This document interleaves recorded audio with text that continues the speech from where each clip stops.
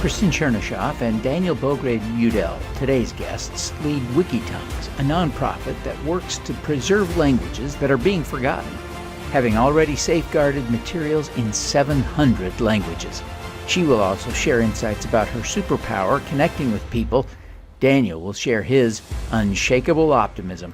I'm your host, Devin Thorpe. Welcome to the Superpowers for Good show. Kristen, Daniel, thank you so much for joining me for this conversation. I'm really excited to learn about what you're doing. I mean, it's an award-winning effort that you are undertaking and so critically important. Daniel, why don't you take just a minute and tell us, give us kind of the quick overview. Sure. Well, 7,000 languages are spoken or signed today, but as many as 3,000 languages could disappear in a generation, erasing half of humanity's cultural, historical, and ecological knowledge. It's important to take a moment and emphasize that languages don't just die naturally. People abandon mother tongues because they're forced to by economic exclusion, political oppression, or violence. Language extinction is not inevitable. The flip side of that is that language revitalization is possible.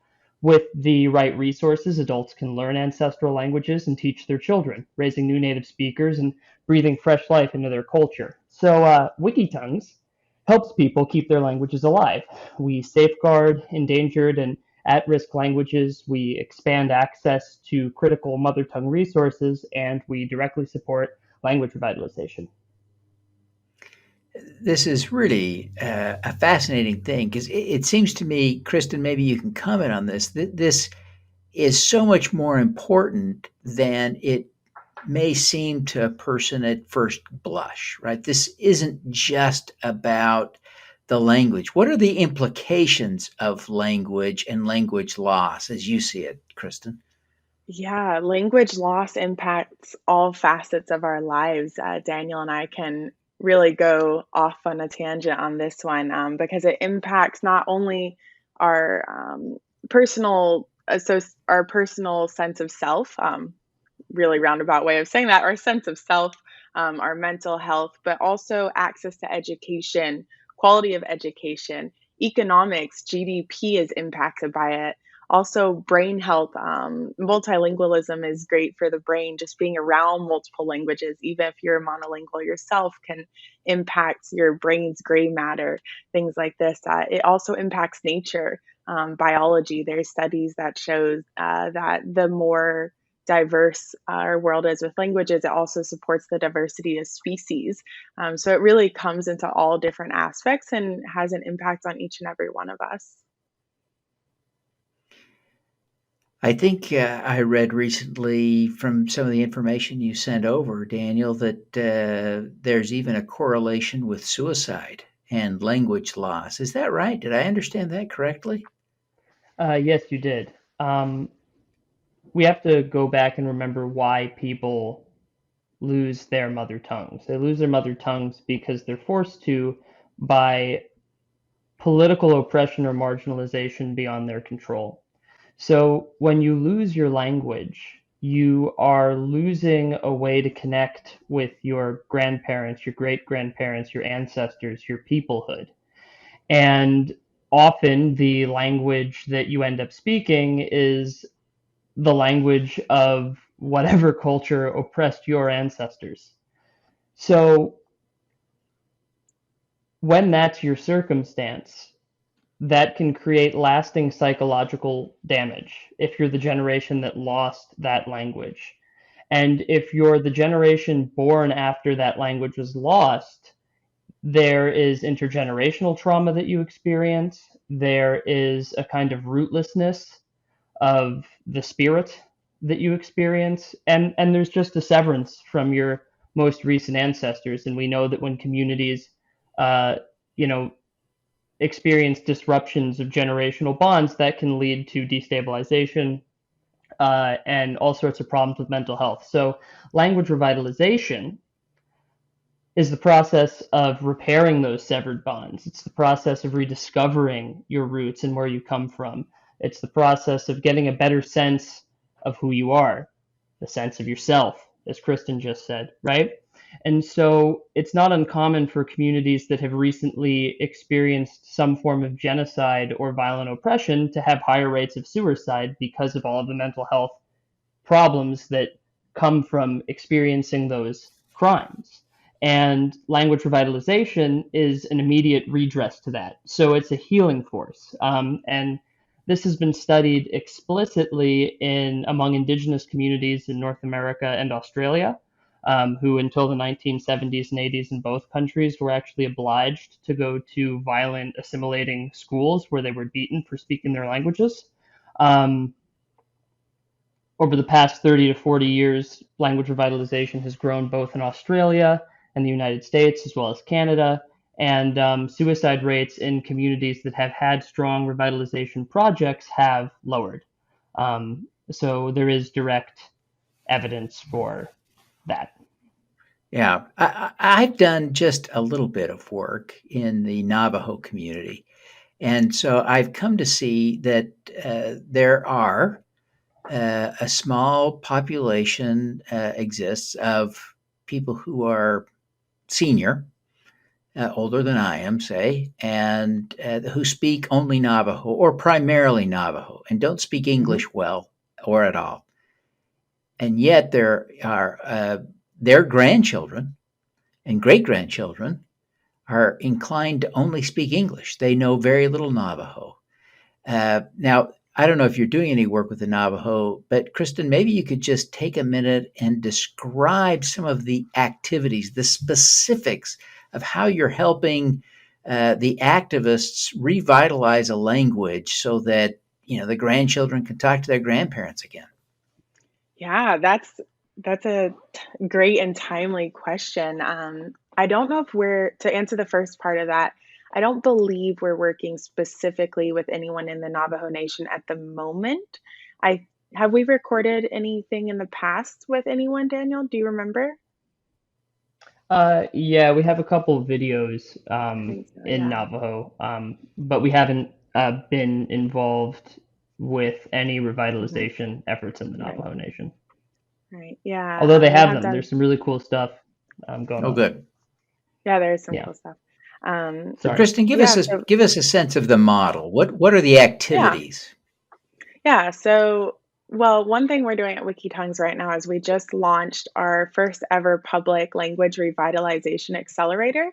Applications are open for 10 more days. They're due January 23rd. And within this cohort, we will fund 15 language activists who are working on any type of community language projects, ranging from devising a board game for their language, creating children's books so that, as you've mentioned previously, grandkids or grandparents can read to their grandkids a bedtime story in their, let's say, Navajo, in the Navajo language to pass it down to the grandchildren.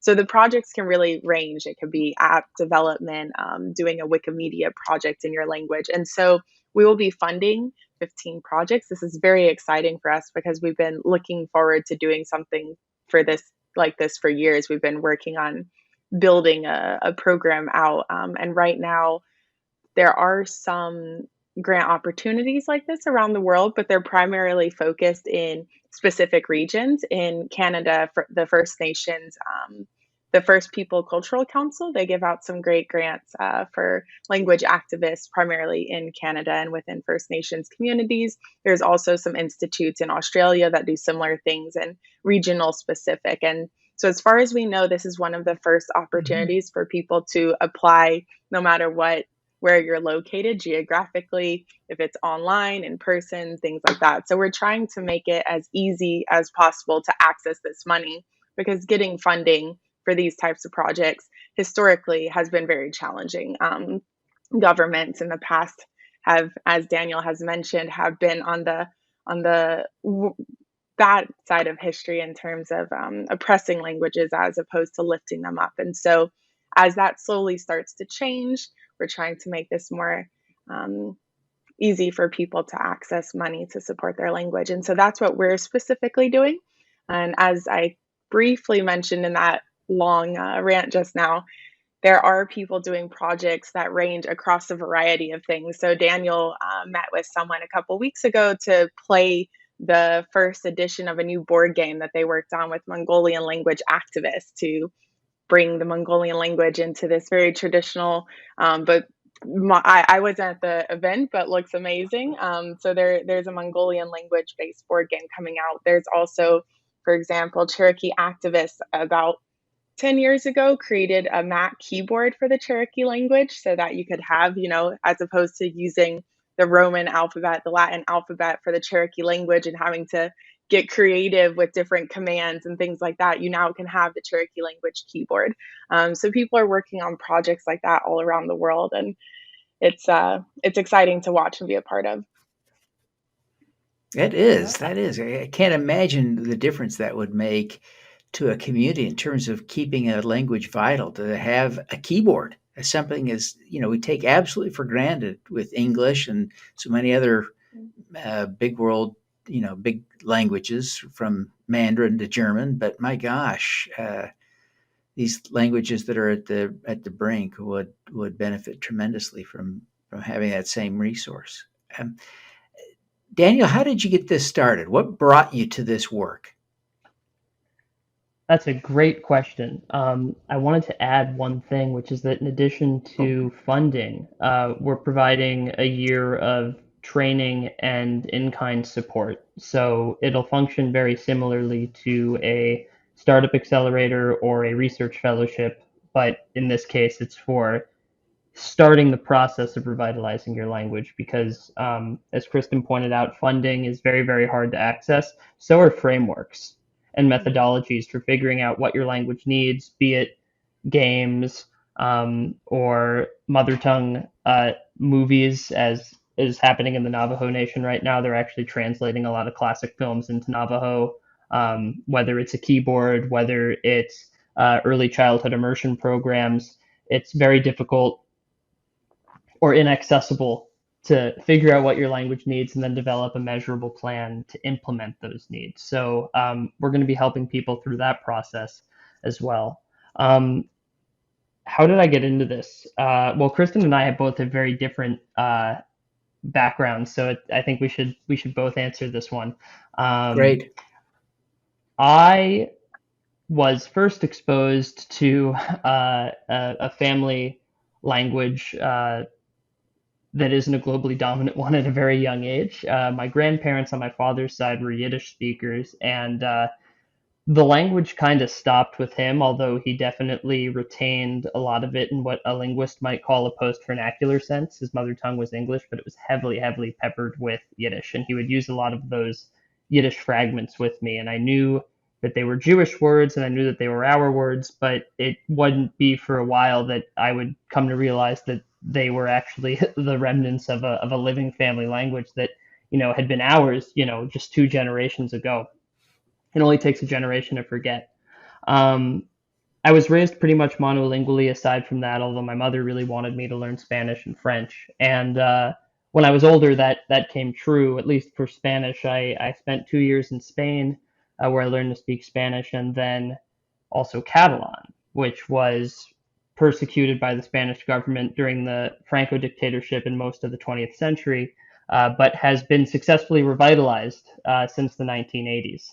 And so living in a part of the world where a revitalized language was spoken and growing and culturally central to the lives of the people who use it, I think helped distill just how important language is. And it got me thinking about my own languages as well. So back in the US, I wanted to get involved with language revitalization, but I was studying history and design. I wasn't studying linguistics. And I started Wikitongues as a YouTube channel where people could submit videos of themselves or their community members or their friends speaking in their mother tongues. And everything kind of snowballed from there. We first started supporting revitalization in 2020. Kristen and I teamed up with a linguist and an anthropologist from the Living Tongues Institute for Endangered Languages, an aligned nonprofit, to put together a framework for starting a revitalization project that we published in a free PDF.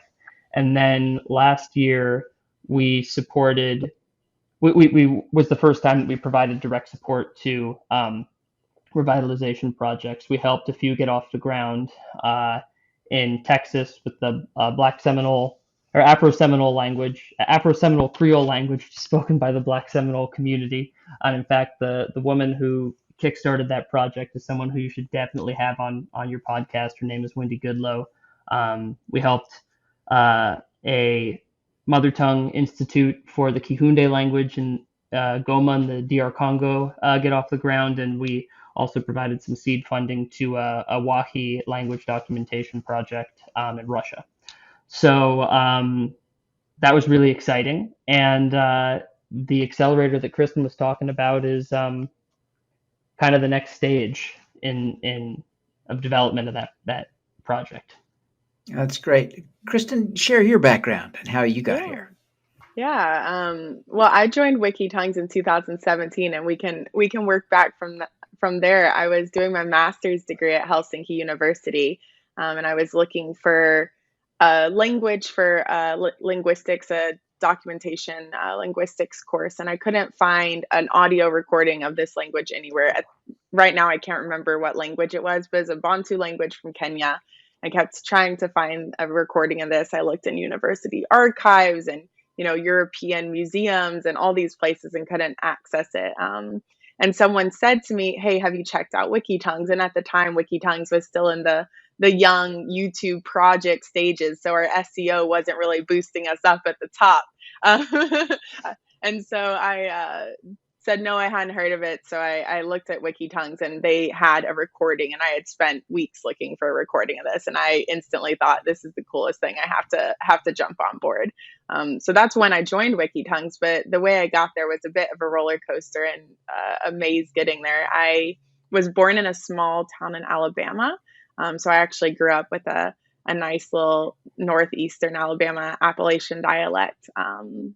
And so I had a interesting childhood in that my mom's best friend was from Ethiopia and was an Amharic speaker.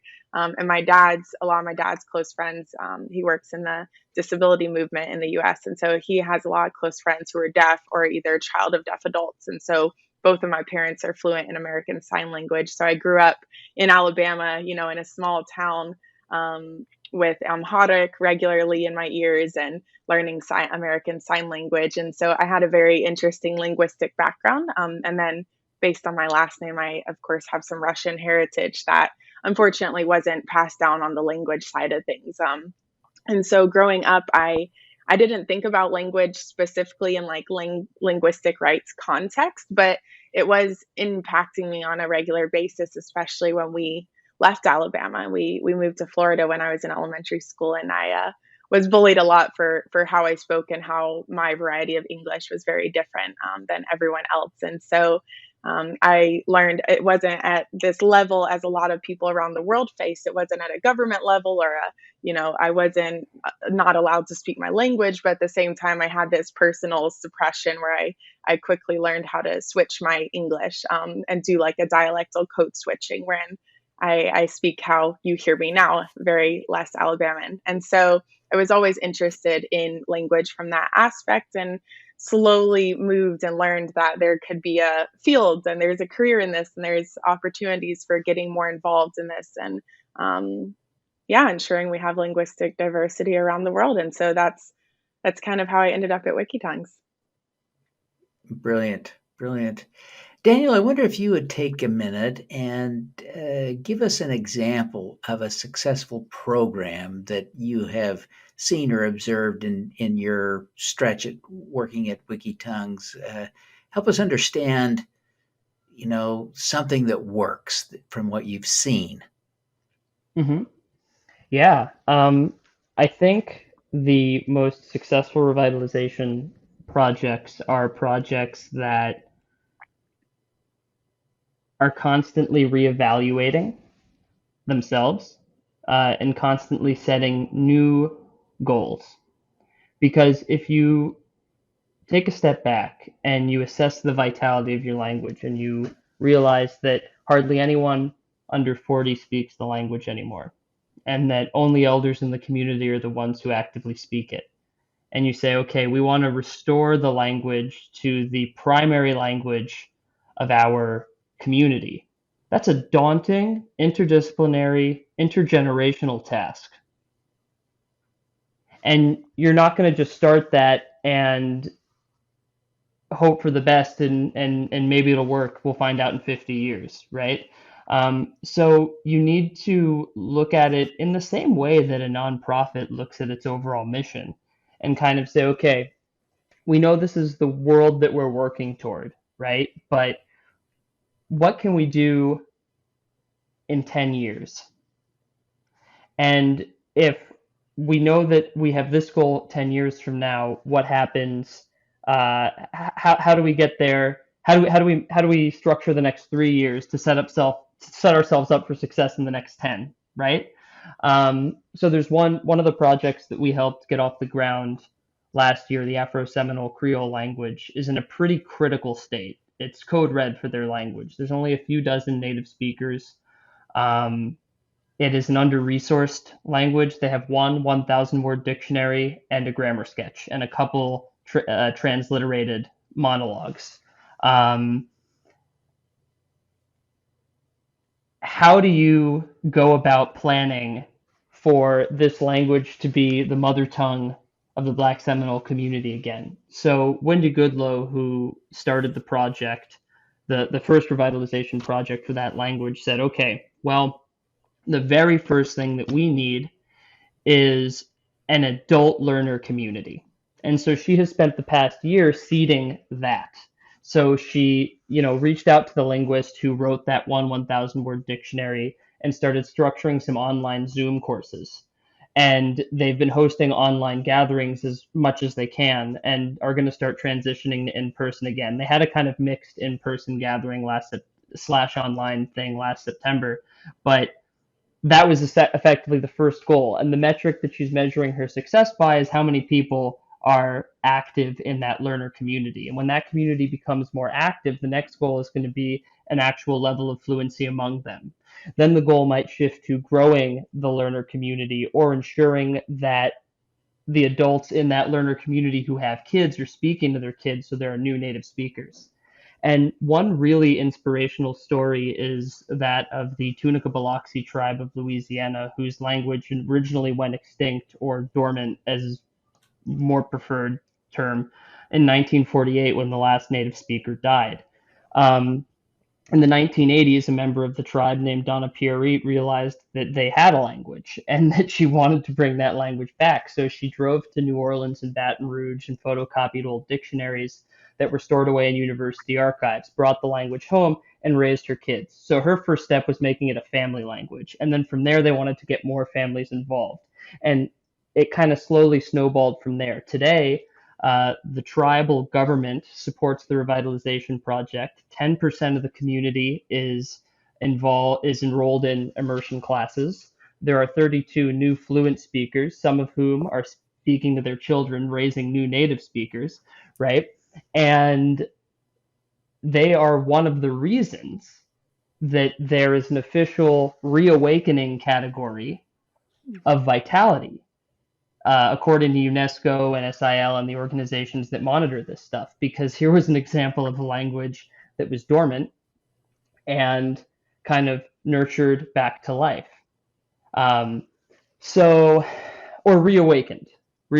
It was just sleeping, the language. And that's just incredible. But they got there because they have been able to understand the long game and then kind of break that down into more measurable bits.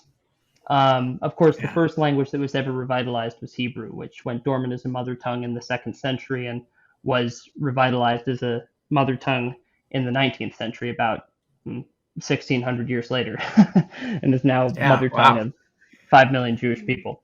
But anyway, those are a few examples that get me, that I'm always excited to talk about.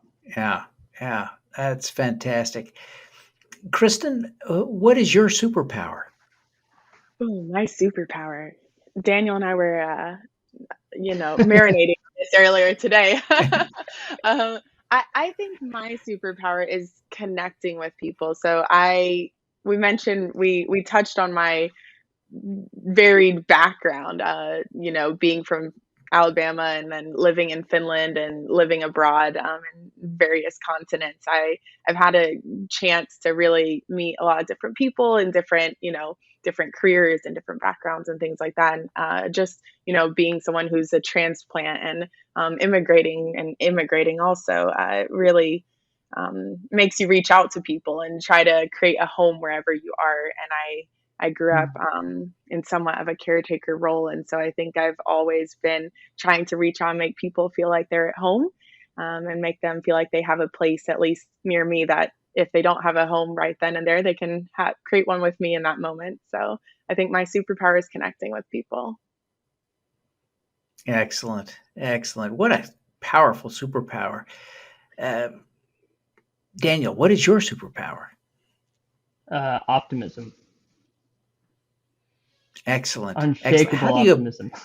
there you go. How do you find that helps you in your work? Well, language revitalization requires optimism. When you start a project to reawaken your language, you need to have a degree of faith that a generation from now you will have had success, and that a new generation in your community will appreciate what you've done. But boy, you got to be patient. And we're trying to make that process accessible to people on a global scale with not a lot of time, because half the world's languages could disappear in a generation. Elders are dying, taking their languages with them, and in many cases, leaving few, if any, mother tongue materials behind, which means that even if a future generation wants to revitalize those languages, they may not be able to, right? So I don't think a pessimist would be cut out for this. Yeah. Candidly. Yeah. I see that. I see it. Kristen, what about you? How does connecting with people, that superpower, help you with your work? Yeah, as Daniel said, it's difficult, to revitalize a language. It's a lot of hard work. It might not happen in your lifetime if you're getting a project started. You might feel alone at times. You might be the only one working on this. You might be the one person in your community who is able to launch a revitalization project or wants to launch a revitalization project. You might have pushback from people in the community, maybe elders or younger people who want to do it differently. And so at times it can make you feel quite alone. And so I think knowing that someone is in your corner and having someone cheer you on and support you and just listen and be there for it, it can be really helpful in staying motivated and feeling that, this hard work and doing this on my weekends, it's worth it. And knowing that someone's there, listen, it helps keep you going, I think. I hear you. I hear you. Daniel, if you were trying to teach someone to be more optimistic, what would you encourage them to do to build that optimism muscle? That is a very, very good question. Um,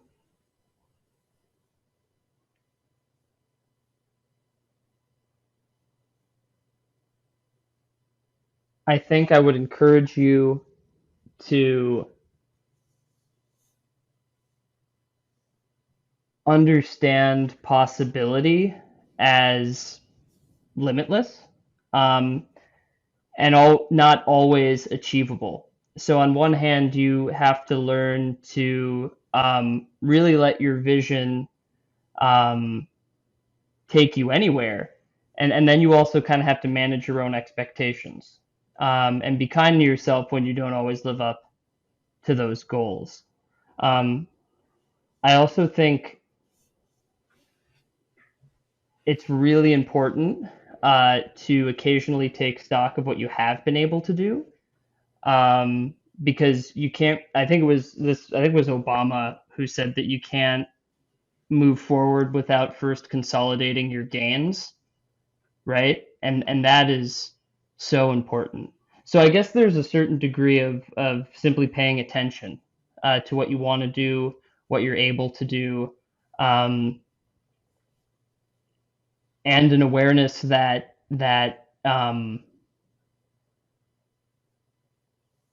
nothing will happen unless someone does it, right? So Yeah. so these are the things that I would keep in mind if you want to build your optimism muscle. Excellent.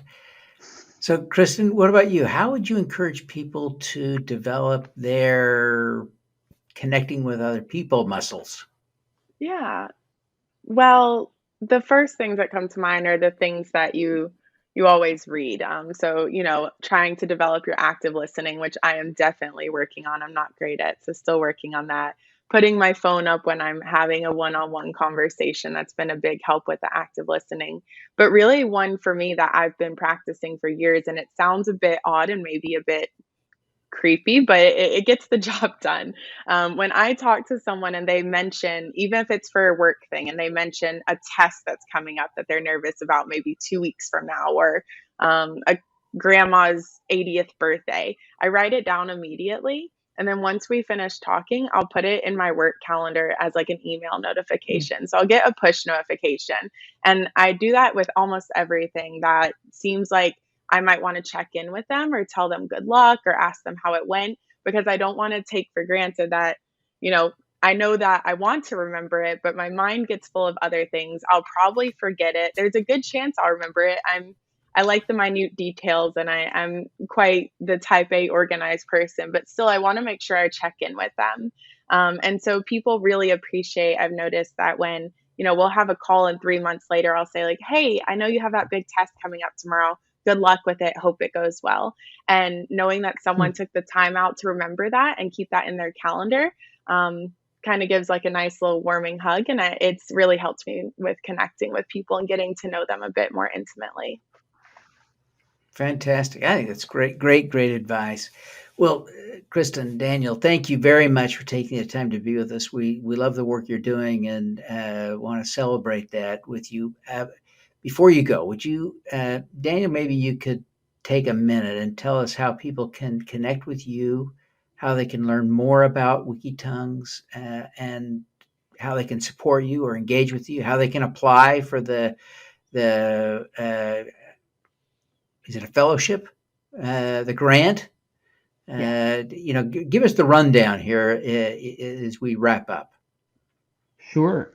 Well, if you want to get involved with Wikitongues, you can go to wikitongues.org/languages. There will be a portal to submit language documentation if you have it. If you want to apply to join the Language Revitalization Accelerator, you can go to wikitongues.org/accelerator and apply. The application is very short. We're not trying to waste anybody's time. Applications are only open until January 23rd, so I'm aware that this podcast might drop after that. However, the accelerator is funded through 2025, so there will be opportunities to apply again next year and the year after that at least. And we're actually going to support 25 projects next year and 35 after that, so there will even be a bigger pie to get a slice of. And if you want to donate, you can go to wikitongues.org/donate. And if there's anything else, if you have a question that isn't easily answerable just by perusing our site, write to us. Our email is hello@wikitongues.org. So if you have a project that might need a very specific kind of support, or if you're trying to understand something about language and linguistics or revitalization, we'll do our best to answer.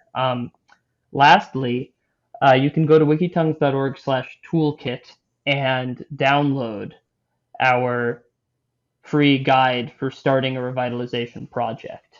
So if you want to get started, but you don't even really know where to start, try giving that a read. That might help. Fantastic. Fantastic. Kristen, maybe you could just take a minute to add some suggestions on social media handles if you have those off the top of your head. We are across the board just at Wikitongues. Our most popular or most active social media is YouTube. We post language videos quite regularly, and we have an archive dating back almost 8 years now where you can find videos. You can also add subtitles and help caption videos if you'd like to be a part and do a low touch volunteering right there. We're also quite active on Twitter. Daniel posts a lot and shares some cool stuff happening within the community. So you can follow us on Twitter. We have LinkedIn. We both have our personal LinkedIns that you can find on our names. We have Facebook and Instagram, and Wikitongues has a defunct TikTok. We never really figured out how to do that one, but you can find us across the board at Wikitongues. Fantastic. Well, thank you both for taking the time to be with us today. We want to wish you every success. My gosh, this is so critically important and so fundamental. We want to see you thrive and succeed for the sake of all those you're helping. So good luck to you. Thank you so much. Or in Yiddish, a Shannon Dunk. Thank you. Now, let's do some good.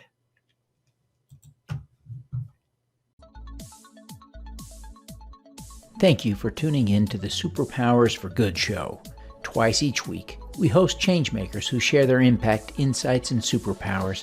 Don't miss another episode. Subscribe today at superpowersforgood.com. That's superpowers, 4, good.com.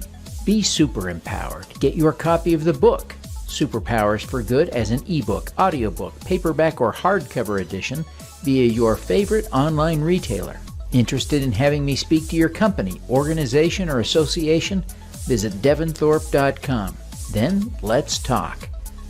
Now, keep using your superpowers for good. Together, we can reverse climate change, improve global health, and eradicate poverty.